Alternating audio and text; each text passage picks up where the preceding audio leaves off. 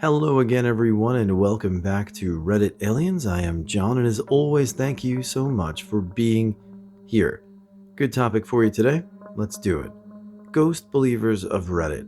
What are the reasons that you believe in the paranormal? Please remember to like, share, and subscribe. My cousin, my sister, and I all saw my grandmother after her death. Each of our sightings were years apart. My cousin saw her about a year after she died. I was intrigued by her story, but didn't totally believe her. My sister saw her about 5 years after my cousin. My sister was terrified. She was crying hysterically, and it took a while to calm her down and tell her what was wrong.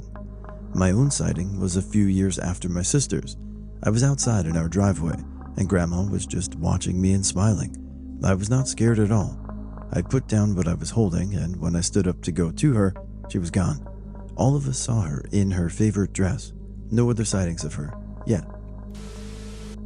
I have super vivid memories from when I was a kid of seeing people in my room all the time. It was always the same people, a tall man and a little boy.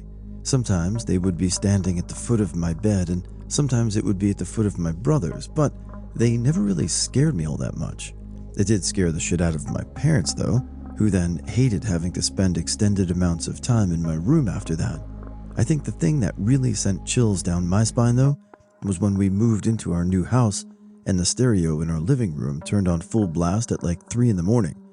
Me and our brother startled each other, going to check it out, and rushed to turn it off because it was so loud it was disorienting. And then he looked at me more scared than I had ever seen him and said it was the first time it had happened that week.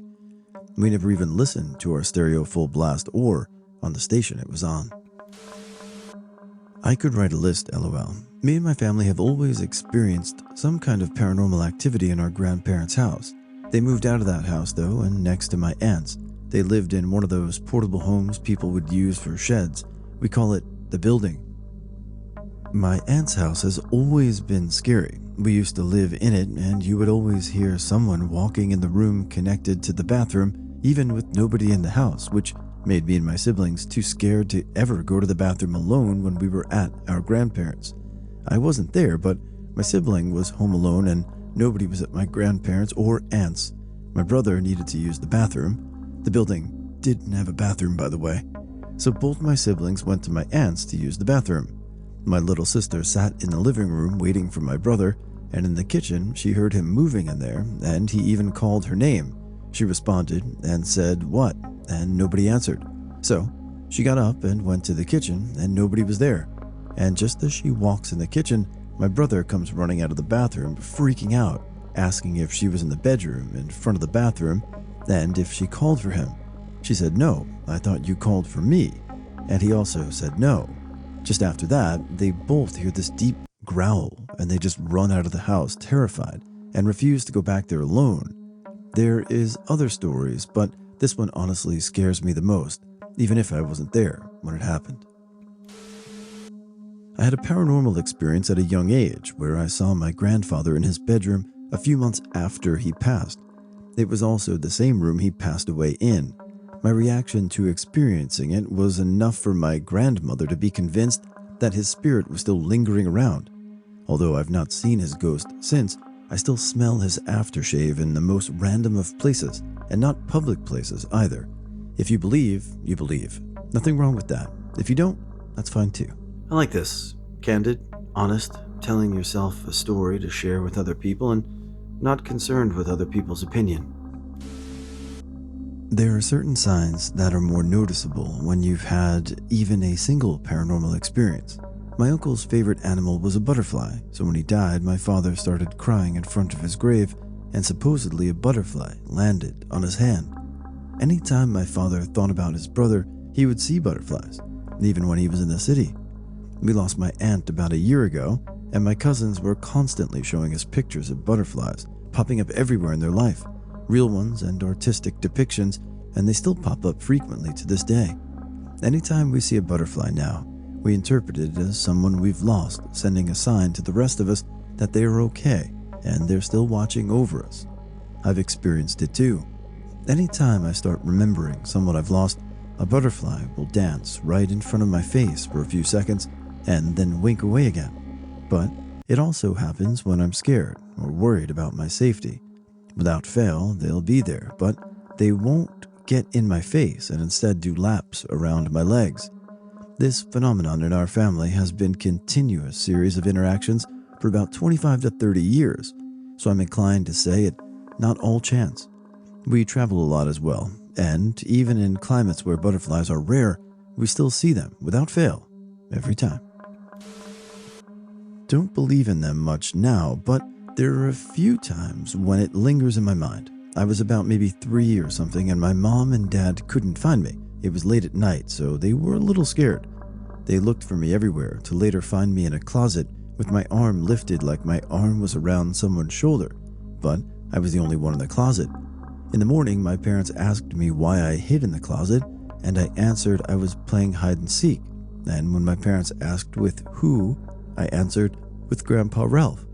My grandpa died when I was 7 months old, so I never met him. My parents also had never mentioned him much, but there I was, saying that I was playing with my dead grandfather that I had never known. I've seen and experienced ghost activity. I worked in a haunted house. Doors would open and close by themselves with no wind or assistance of that nature. Sound, video equipment on the second floor would turn on and off by itself with no one around. Even after multiple electricians checked things out and found no irregularities in the wiring or other cause for it to happen. There were times you could feel someone or something in your bubble. It's like they were literally on you. They never caused any harm, but we all knew they were there. I've also seen video from a friend's bar where an old whiskey still flew off a deep shelf and crashed on the floor. There were vintage beer cans along the edge of the shelf that were undisturbed, so the still had to go up and over them. Several patrons say they've seen or felt something on the second floor. Apparently the building housed a brothel back in the day, so who knows what could have happened there. I'm not religious at all. I don't believe in heaven or hell, and I have zero clue what happens to us after we die, but somehow ghosts are real, and it obviously isn't a thing that happens to every person who dies, or else we'd be inundated with them. Some folks, though.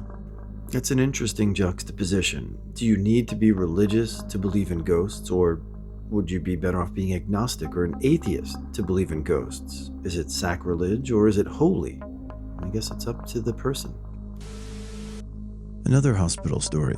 Noises coming from the refrigeration system in the morgue kept central supply and cafeteria workers on their toes.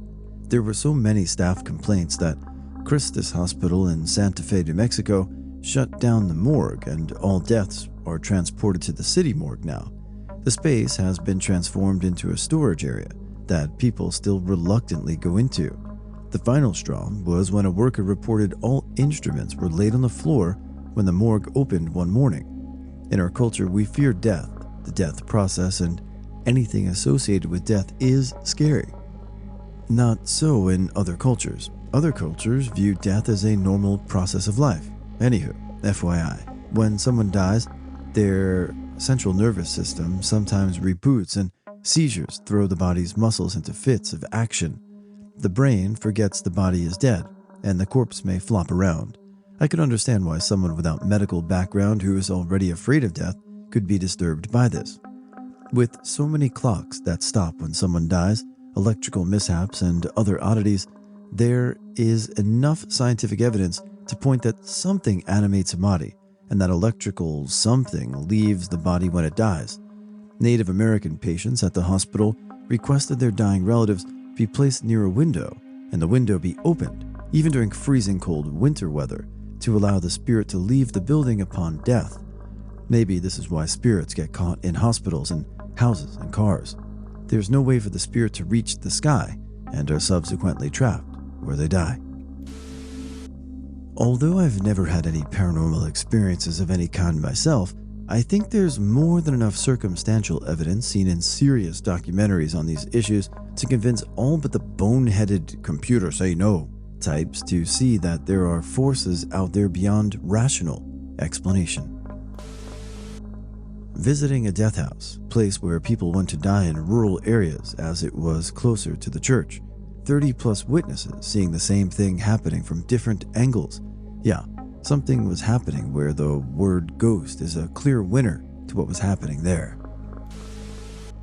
Years and years of looking into it and reading and hearing people's stories, my best friend and his family were haunted, videos, live streams, and really just a lot of research.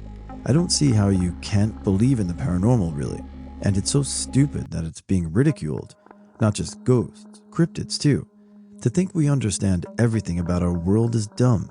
To think our brains can even begin to comprehend the universe and how it all works. And to think there has to be evidence for something to exist. I've never experienced something I'd considered paranormal, but that really doesn't matter. My grandma recalls seeing a little girl holding a teddy bear on the stairs when she was younger, just staring at her. I chalked it up to just being my mom, but my grandma is adamant it was some otherworldly being. I can't make sense of that situation. I've never had an experience with a ghost before, but I trust my grandma. That girl was not my mom. Alright, this is actually a preview for the story coming up, the last one on this video for today. When I was in 8th grade, we had a play, and afterwards we went to a friend's house to celebrate, and they wanted to do the old Bloody Mary thing in the bathroom, in the mirror. So right before they turned the lights off, I saw an electric toothbrush, and I grabbed it, and they said the words over and over, and the last one I turned the toothbrush on, I scared the shit out of everybody. I even scared myself a little bit, so anyway, hi, I'm the narrator. Well, some story time, I guess. This was at least a year ago, and my memory sucks. Me and some friends at KCCP were saying Bloody Mary like 4 times. Well, only me, I guess. They were just there, with the door and lights closed and off in front of the mirror. We left the bathroom while I was thinking nothing happened. I overheard a conversation that a painting fell in the boys' restroom on one of the boys' heads around the time we were in the restroom. I went over to ask him, the kid who had the painting fall on his head, if it happened. He looked confused and told me it did happen. I was creeped out thinking the bathroom was haunted. Nothing of that sort happened again, but who knows? Might be a coincidence.